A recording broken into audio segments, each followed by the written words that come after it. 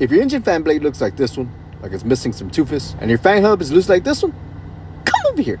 Show what I found wrong with this truck. Take the fan clutch off and get you a closer look at the damages. Well, this was the issue. Fan hub bearing came apart, and when it gave out, caused all of these damages. Oh no, that ain't no good. But stick around, let's repair it quick, fast, and in a hurry. Let's start off by removing the fan hub pulley. Next, the journal mounting bracket. It's got 4 bolts.